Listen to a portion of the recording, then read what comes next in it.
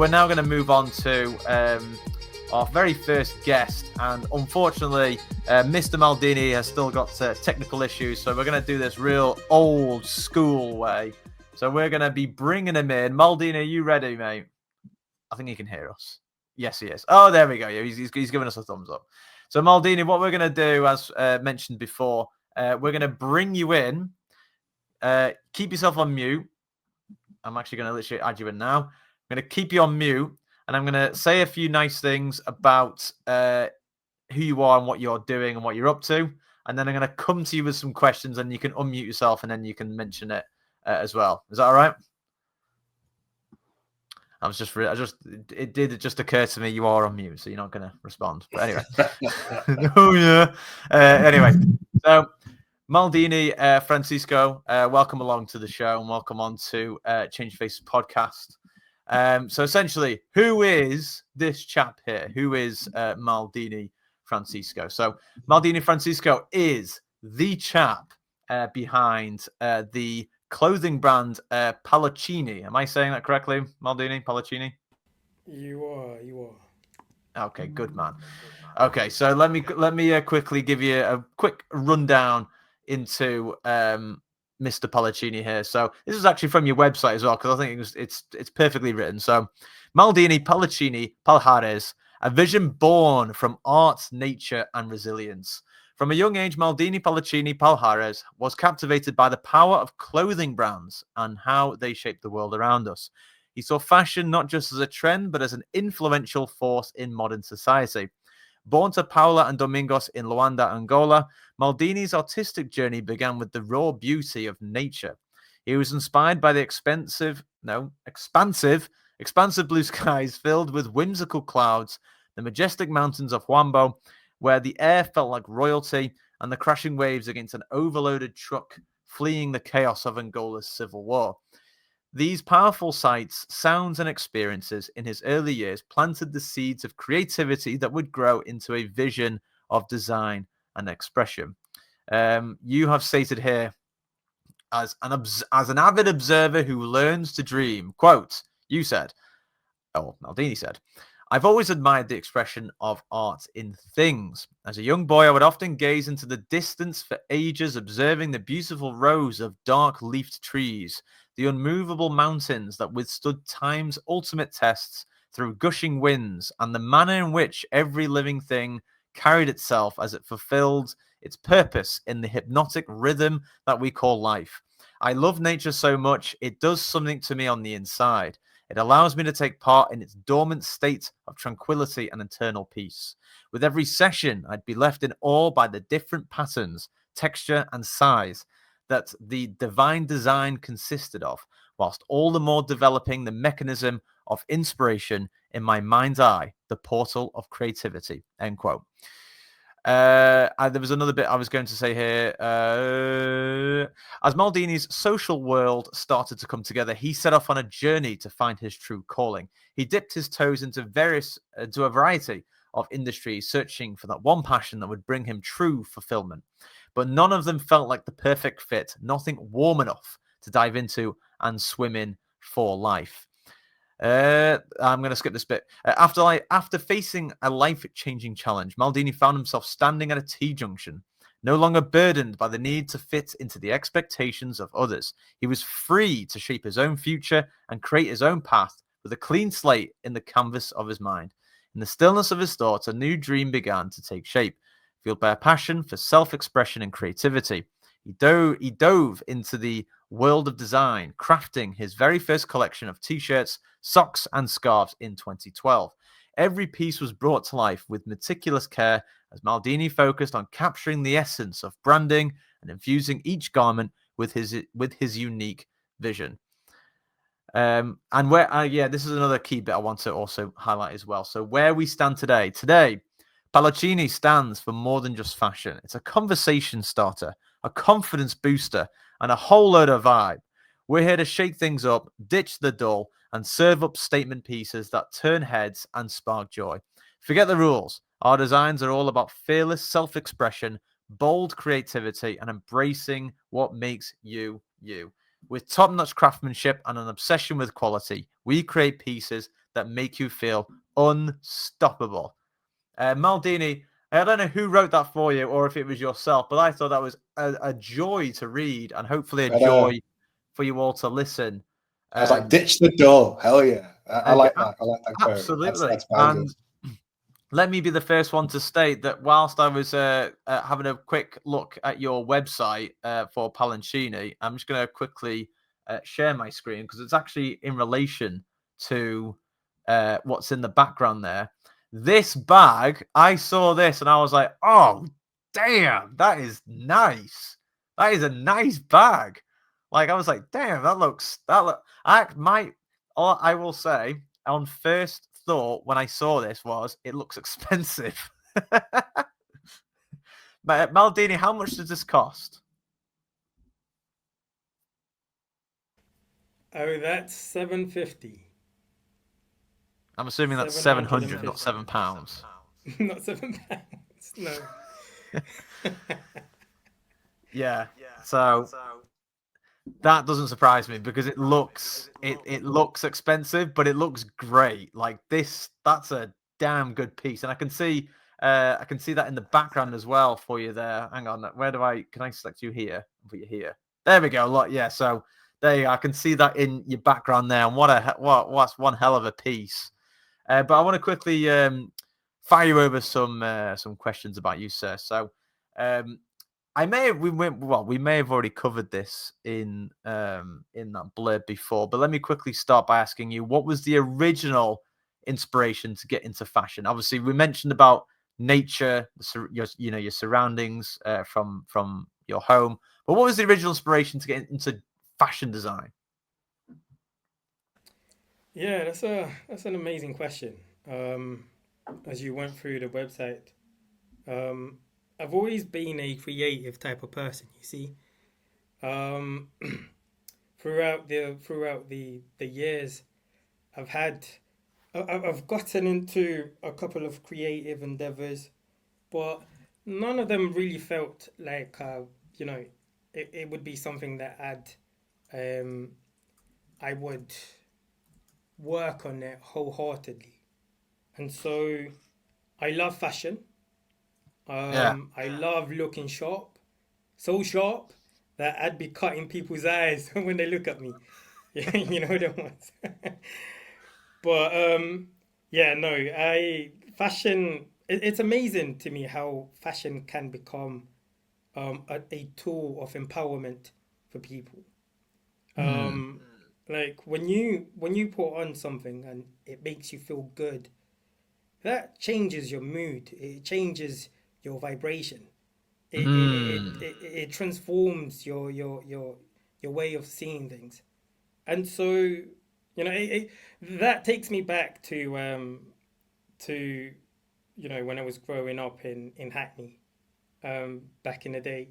It was pretty much all about maxing your sex appeal, maxing your looks, maxing pretty much everything, by I never copping heard the that. I just say I just accepted the way life was. Shut up, Dave. What are you doing? What are you saying that No, for? you look good. Yeah, so just through your Air Force Ones, your Oh Dara yeah. hats and whatnot.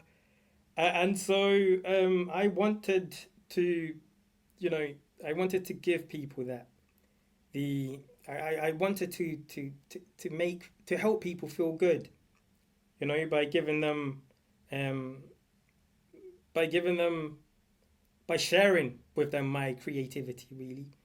And so that's where it pretty much stemmed from.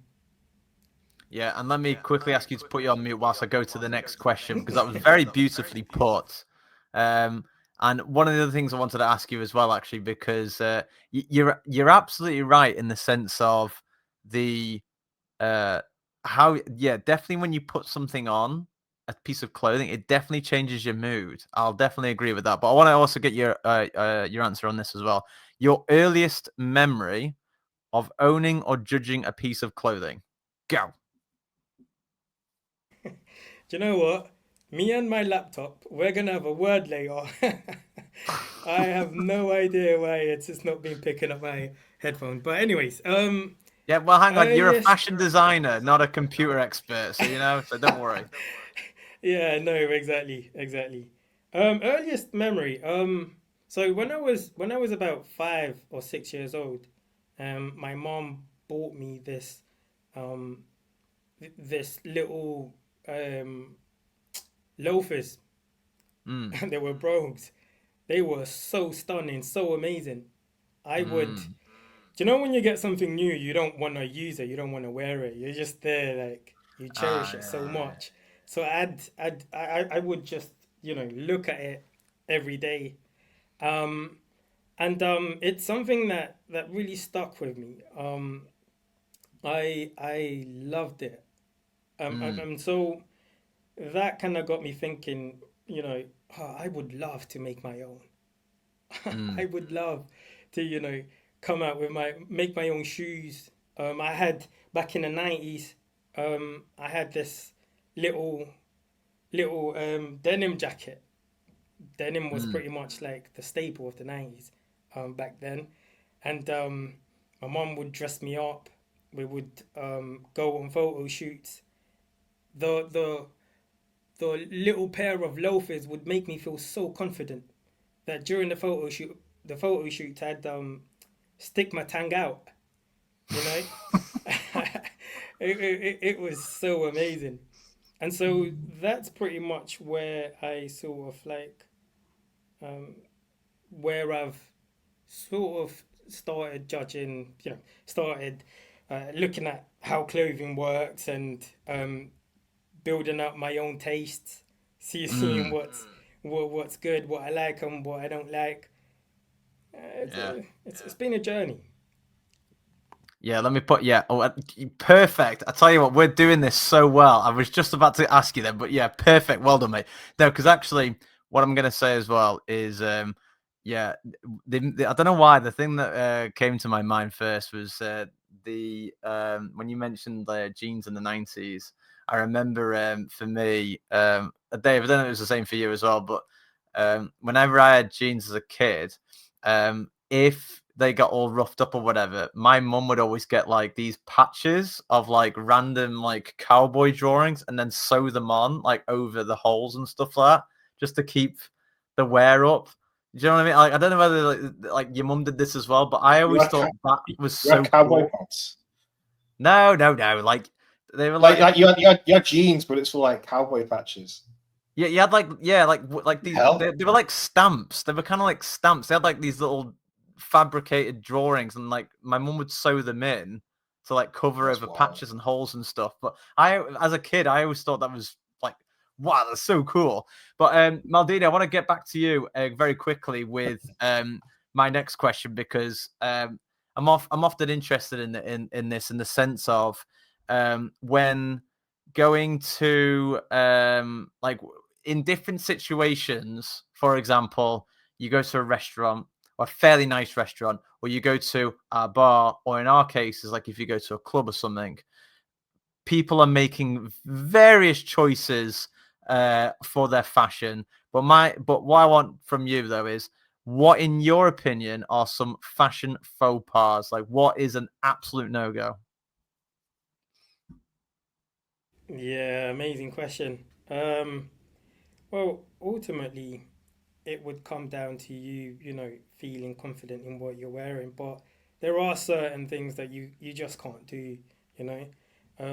So one of these things would be um, dressing appropriately for for the settings that you're going into. You don't want to be going into a club, all suited and booted. It's just, it's not gonna, you're not gonna look good. You got your Mm, tie swinging out. And in the same instance, in the same example, in the same note, it's like, you know, if you're going to a corporate environment, or you're going to have a nice dinner, as you put it, you might want to dress a bit more casual. So, um, dressing for the occasion is definitely something that you got to be aware of.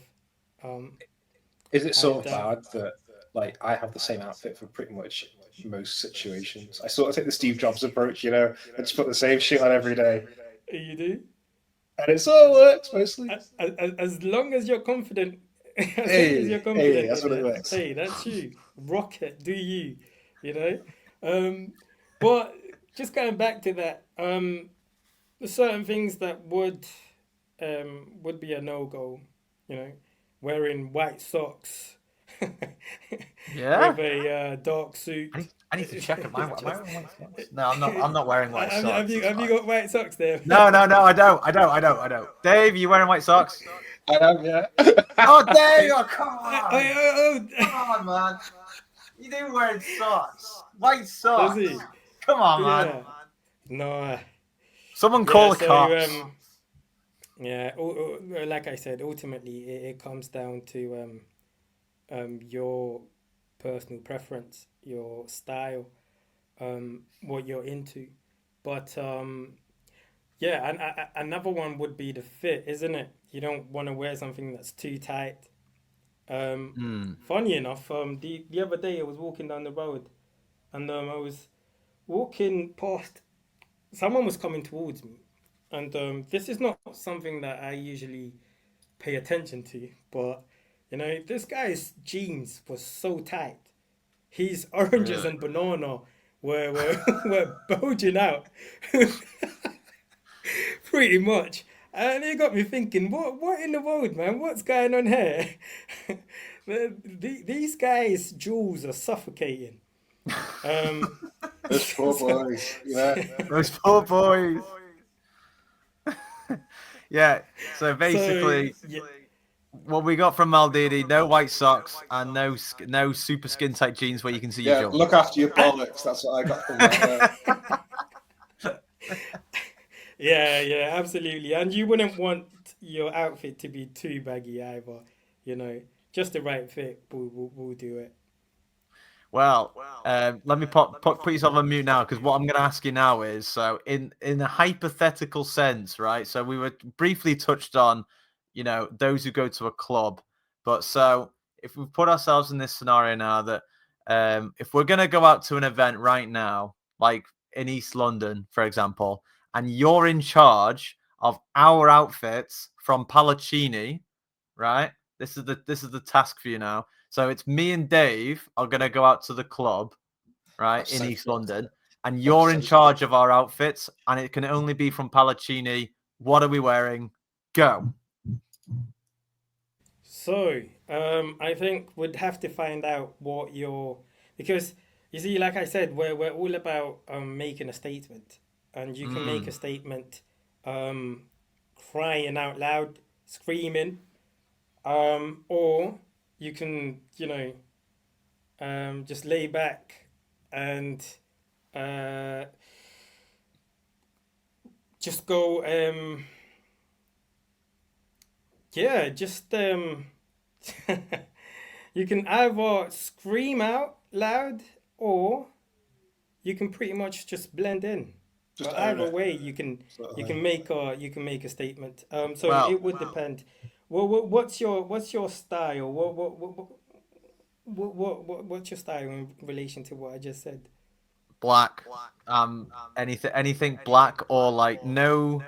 I'm not a lot of colors person. I'm usually neutral colors. Neutral colors. Okay, cool. Yeah. So But for that, we'll ju- have. But we've got the Paloccini.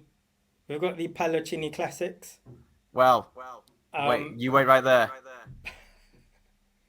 All right. So I've got your website up here. Can you see that as well, Dave? Yeah, okay, he's nodded. Maldini, you can see this too, because this is palancini.com/collections shop dash yeah. all. What are you picking for me, mate? So Hmm. I think you Now should go the one with you're the on mute, goats. Maldini. Go for the one with the goats on it. so if you go down, if you scroll down, um, so Oof. right there, that Paloccini classics jumper. Oh, this one. Yeah. Yeah, Hmm. that suits you. It- Yeah. Okay, so I'm wearing this then. You're wearing that, yep. With Yeah, I'm definitely So that's okay because you know what? Classic is well the most simplest. What's Dave wearing? Dave. Dave, do you know he's gonna be standing out? I'm regretting Mm. this already.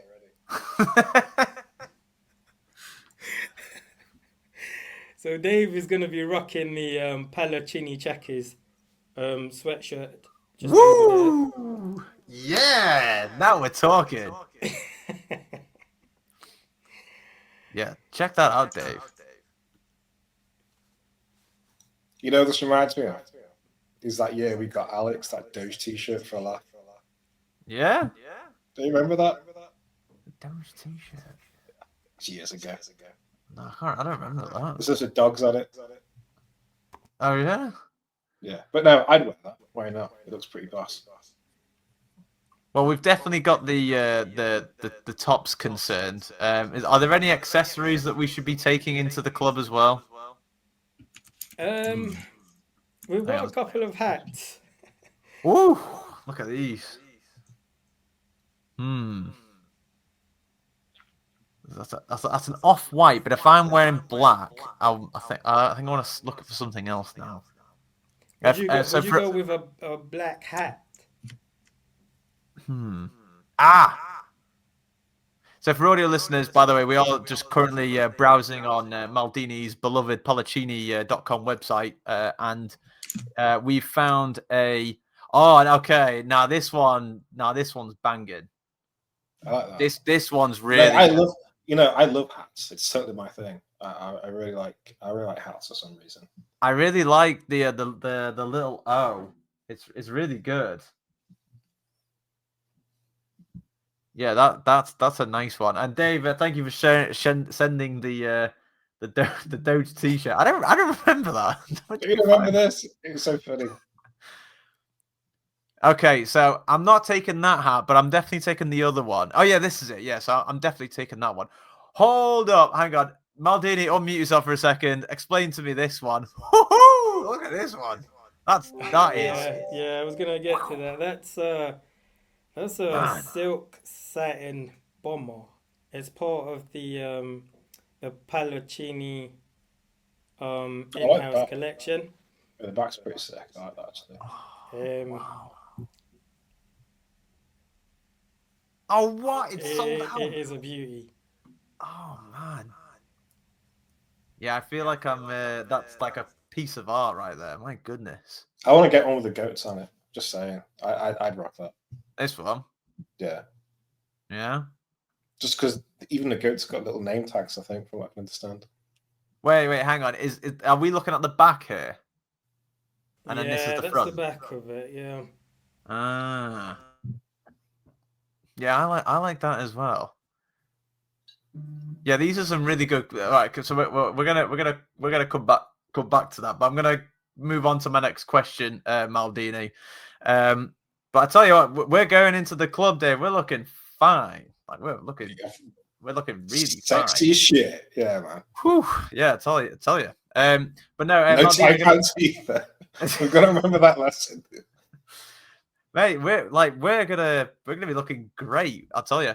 No, but I'm gonna move on to this is a rather deep question. It's got a bit of context to it, but I digress. So let me just quickly get this. So it's a bit of a paragraph, but I'll tell you. So there's a recent video about an artist called Lefty Gunplay in LA by Channel 5, which is by Andrew Callahan.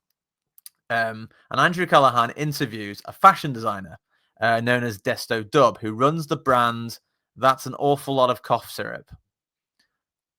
Don't ask me why. That's just what it's called. But anyway, so the brand That's an Awful Lot of Cough Syrup rose to prominence in LA due to his collaborative works with Lil Pump and LA Street Rap, which quickly made his clothing brand a must-wear clothing item. Desto Dub, who mentions something along the lines, because I had to quote him literally, so it was quite hard, but Desto Dub, the fashion designer, who mentions something along the lines of, quote, "It's really simple. If you have 10 kids who want to be a rapper or an athlete, the chances are pretty slim if you want to be successful, unless you're like super slim, super tall, super fast, super quick. But the chances of you getting the product, spending the money to promote it all of that quick, but the chances are of you getting the, and I'm reading that again, spending the money to promote it all of that time. Let's just say, are you trying to get a feature with Lil Baby? Let's say you took your clothes and you paid him to wear your clothes instead of getting a feature. Your shoes, you have a higher return. Products and shit like that make way more money, but the job doesn't look as cool. So the people that's doing it, they don't be paying attention to it. That's why we're trying to change that shit. You can look cool like the rappers, like the athletes, and really have a product, end quote. Essentially, it's the idea that whilst others are chasing the fame and fortune, those who become fashion designers, or let's say facilitators, have the real access. What do you think about that, Maldini? Well, there's a lot of truth into it, isn't it? Um, like I mentioned earlier when we started, um, back in the day, it was pretty much about wearing your Air Forces, um, just the latest trends and what's out there. Um, once your brand becomes something that everyone wants to mess with, I guess, or wants to wear, then people would want to be part of that special thing, isn't it? Mm. Um, so yeah, I mean, that's the stage of where every creator wants to be at. And it's an interesting context in regards to those who wants to be. I mean, I guess we could actually even say this with like DJs and artists and stuff like that, because everyone wants to be the superstar DJ, the big celebrity or whatever. They want to be in front of all the headline crowds.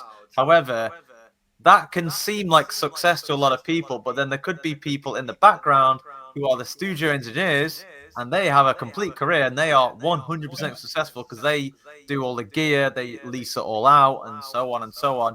Essentially, as the facilitator, it's the most, what am I saying? It's the facilitator. I've lost my words. The You can do facilitator it. is like the Just keep going. under no. Underrated. What are your thoughts on that, Maldini? Do you think that's the case? Sorry, can you just ask your question again? Yeah, no, I was going on a tangent there, and I kind of stopped, Yeah, and I I kind see. of ran out of steam.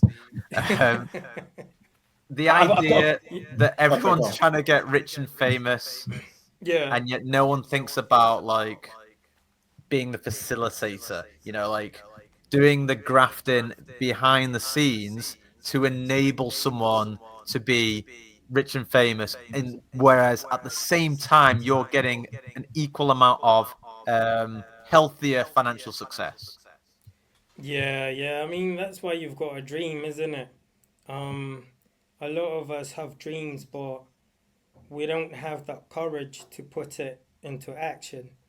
Mm. A lot of the people, let's say Paloccini just started. In the future, will be, of course, looking to hire the best that there is to help us navigate this busy world.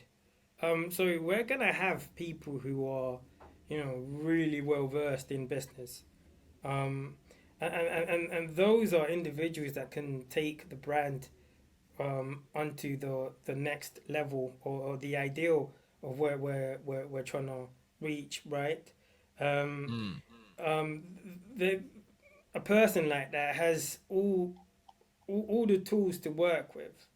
Um, but of course, if you're stuck in a place where there's only so much you can do, there's only so much you can, in terms of like progression or moving up, then it's not going to be so beneficial to you, is it? Where we falter, where we falter as a society is that a lot of us have a lot of dreams, man. We want to set up stuff, you know. You're there working for someone, but you're too afraid to get out there and get Mm. noticed. Um, I'm doing this interview. I weren't prepared, but I know it's an opportunity to get my brand out there. You see, and that comes with its benefit. Um, Mm. and so, yeah, look, it is what it is. Those who who who are good at what they do, um, if you don't dream, you're just gonna end up doing bringing someone else's dream to life, I suppose. Yeah. Mm. And I know one thing is you've got to keep dreams alive, Absolutely. not Yeah. just for the short term, but for the long term as well. So that's one thing I've learned throughout my sort of career is that you might have a dream that starts out one way, and then over the years you keep it alive by evolving it and building things on it and things like that, right? So yeah, really do Yeah. appreciate that. Mm. Yeah, and that it comes with time. There's a lot of pressure out there whereby people. I know a lot of people that started their own brands, um, and it was pretty much they set up something now or today, and they're out there expecting it to be fruitful tomorrow. And a lot of these have they're no longer in the market because they haven't really had they didn't really invest the time and the effort to go through things, to take the brand from its inception stage through the turbulence and onto Mm. maturity. You see, um, I remember one of my friends who was doing he what was he doing? He had a brand selling hats. Um, his designs were nice and stuff like that. Some of them were pretty nice, but it's just a thing of starting, and then perhaps you don't get as many likes as you think you should be getting on social media, and so you just get disheartened at the Yeah. beginning. Yeah, but I just tell you persevere, I that. suppose, like you I mean, said. that's a sort of question. I suppose it's like really weird. It's like, how do you find like how social media incorporates into that? So, for example, getting a like on social media Yeah. compared to getting a like from someone in person and someone really appreciating it, you know, up front. Because it feels like in the dance music industry, everything's social media likes. Yeah. And I'm finding Yeah. in the music world more and more now, less and less people actually approach you and they say, you know what, I really actually enjoyed what you did there, or I really enjoyed that. Do you know what I mean? Like that personal touch. Mm. Yeah. Feedback's rare, isn't it? Yeah, It is, yeah. Well, with the clothing section or industry, I mean, as with everything else, we're trying to make a profit, isn't it? It's all about yeah, making a sale. One like on on Insta, it's okay. So someone liked your post, So what? Ultimately, it's about making that sale. Well, building a following. Um, Mm. building a following. Uh, whereby you got people that believe in the vision that you've got, believe in the dream that you've got. They like your designs and stuff like that.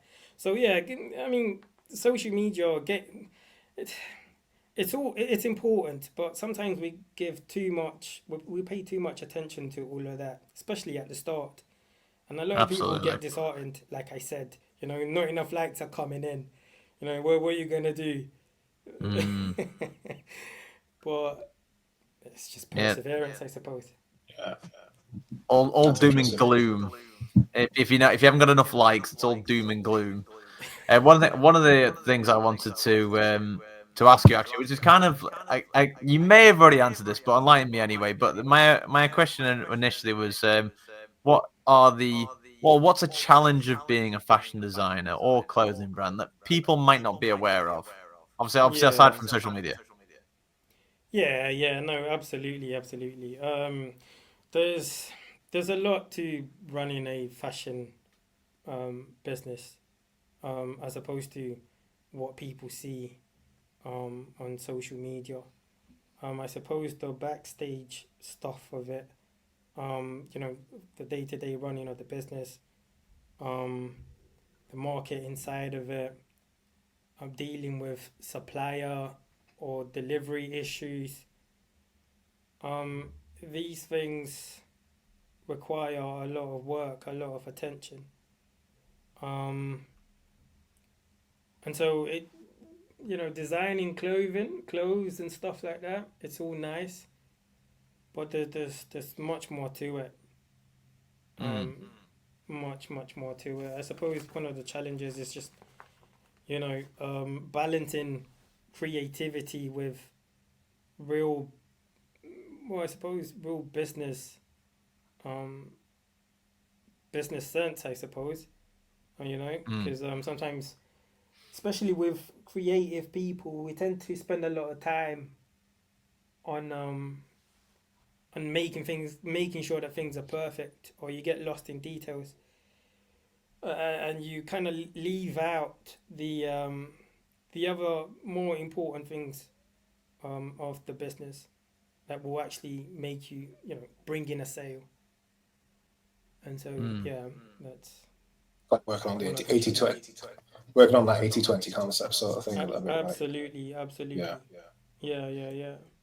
Just before we wrap up your interview, mate, there are a few other there's obviously the some self-promoting questions coming to you very very shortly. But one of the questions I also just wanted to quickly ask you, and again, it sort of relates to fashion trends.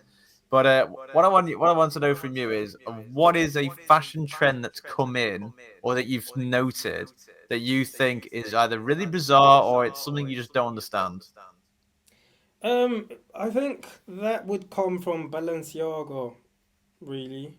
Oh, They've been yeah. coming out with some dodgy stuff, man. I've seen like a Tesco bag or, or something like that, and they maxed out the price for it. I mean, would you walk down the road with a Tesco looking bag, and would you pay like £1,000 for it?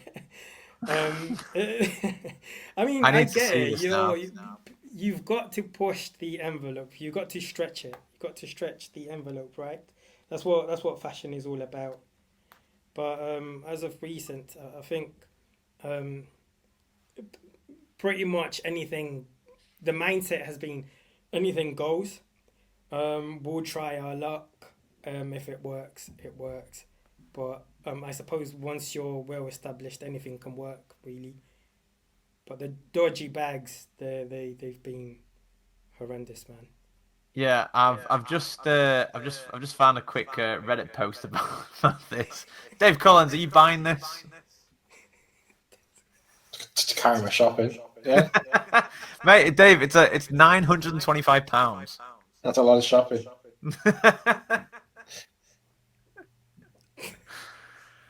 Yeah, I mean, That is literally a Tesco bag. That's crazy, man. look at that thing. Oh God. Oh, You know what it reminds me of? No, it's like if you guys know your artwork, very yeah. famous work, comedian, if you know what that is. No. So Which one? Which one? you'll probably know when I explain it. It's the guy that duct taped a banana to a wall, Oh, yeah. and it sold for 62 million, Hmm. right? And when you see fashion like plastic Tesco bag, it's actually right. It feels more like an art piece than anything else. Do you know what I mean? I just think imagine trying to get into the club and people think you literally have a Tesco bag. You're like, yeah, I quite a love bit, it. mate. It'd be great. Put it in the cloakroom. For getting nicked. And that's actually a question I wanted to ask Maldini. So obviously we talk about a lot about dance music on this sort of podcast and stuff. Where do you think fashion and dance music culture overlap? Like, what's the sort of thing there? What sort of fashion trends do you think came from the dance music sphere? And how do you think to sort of align with each other? Do you know what I mean? Yeah. Dance music. Yeah. Like in Yeah. clubs and Like festivals. clubs, festivals. Right. Well. 'Cause- Mhm. well, I was just going to say, I think one of the things that I'll definitely say is, as an observation, I've always noticed that like techno is always black t-shirts, Right. Like that's a thing. I don't know why. It always is. Like that's what everyone does. Is it quite literally following the crowd in these senses? Mind you, though, actually, hang on, Maldini, do you go to clubs very often? No, not much. I'm not much of a clubber. Oh, fair enough. Mind you, though, actually, you've actually answered your question very well because you're busy being a fashion designer. That's probably why he's not going to clubs very often. And actually, in Yeah, closing, no, 'cause we've got, I used to back in the day, but my time as a party animal has come to an end, unfortunately. well, we beg to differ because I'm sure if Paloccini's going to have any parties anytime soon, you're going to be the main man. Now, But yeah, actually, we've Sure got about thing. 4 minutes left for our episode. So just quickly, whilst we have you, Maldini, the Uh-huh. upcoming future of Paloccini for your brand, and anything else you want to mention about Paloccini, let us know and let everyone know right now. Yeah, I mean the goal is to slowly build the brand um, by create pieces that align with our values. Um, and we've got a couple of collaborations coming up. I can't talk too much on that at the moment. Mm. Um, but simply the goal is to build a following, you know, um, share our creativity with the world, and funny enough, we've got a couple of sustainability or CSR projects that we're working on. I don't know if you went through the website. Um, we've got the thing called Paloccini Initiative, where we help with the conservation of the endangered giant sable in Angola. Mm. So that is something that we're going to be looking to do. Just link up with charities that support the cause of the conservation and preservation of its natural habitats and stuff like that. Mm. Um, and yeah, so that's pretty much in a nutshell of what's coming up. That's And really exciting, actually, mate. And actually, yeah, I'm just reading on this as well. It actually fits in quite nicely in an envelope in the sense of it kind of comes back to the beginning when we were talking about your inspirations with nature, animals, and your natural surroundings, and so on. Just very quickly, as we just quickly wrap up this interview, can I just stick you on mute for the very last few minutes, Maldini? But what I'll quickly just mention for those of you who are obviously just tuning in just to the audio version. We would strongly recommend, obviously, looking up Paloccini. You can look up Paloccini via Instagram, which is at House of Paloccini. Paloccini is spelled Paloccini. And if you're wanting to cop, and if you've seen, if a video for video viewers, if for viewers who want to see, obviously the website is paloccini.com. That is spelled again Paloccini. And of course, as we've mentioned here for the people that are looking as well, that also includes the Paloccini Initiative as well. That's one of the things that they have recently started, where it's all about it says here, Meat Conservation Harbour, passion project dedicated to protecting the rare and majestic giant sable of Angola. All I can say is, Maldini, it's been great seeing you, mate, because I haven't seen you in years because we used to work together. Well, I won't go much into that, but really appreciate you having on the show. And it's been great you're actually our first guest, but it's been great to have you on the show. So I appreciate that as well. We'll have to say quick goodbyes to you, Maldini, because we've got about 20 seconds left. Well, no. Thank you so much for having me. No, you're cheers, very man. welcome, mate. Thank you very much, Maldini. Well, speak to you soon. I'll message you in a minute.